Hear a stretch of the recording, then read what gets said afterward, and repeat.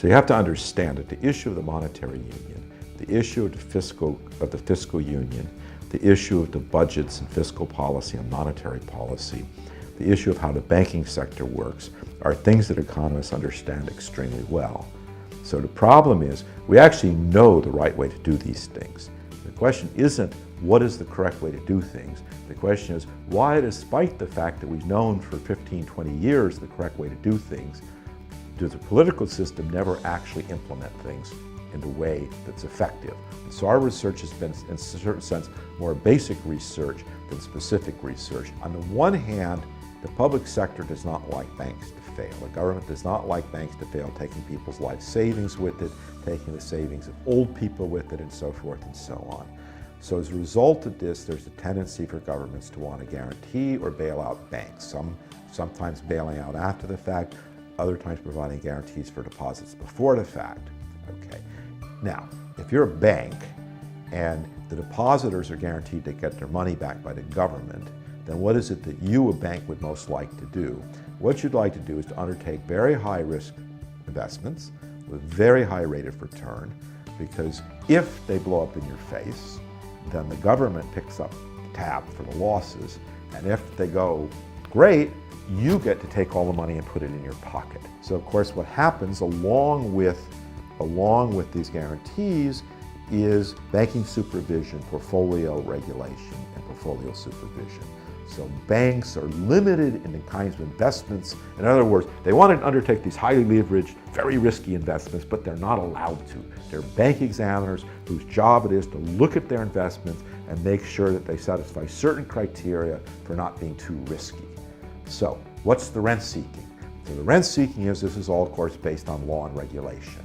So the banking sector as a group go to government, they go to the European Parliament, and they go to all these different places, they go to the ECB and say, oh, these regulations, they're really hurting our profits. We're not allowed free enterprise. Now, what they're really saying is, if you guys just took these regulations away, we could get these really risky investments we're not allowed to do, and we could pocket a lot more money in our own pockets. That's the rent seeking in the banking sector. So the political problems in banking revolve around the lobbying by the banking sector and lobbying in the broad term. One of the issues in ADEMU in the banking union is whether by doing things at the EU level, there will be less coziness between banks. How does the work of ADEMU address these issues? Well, the fundamental issue is clear enough. The issue, of course, is what to do about it. Why is it that a very large group of people with far more money, you think all the money's to the banks, trust me, if you take how much money the non-bankers have compared to the bankers, we have way more money than they do, because there's very few of them, right? So why aren't we so ineffective in our lobbying efforts?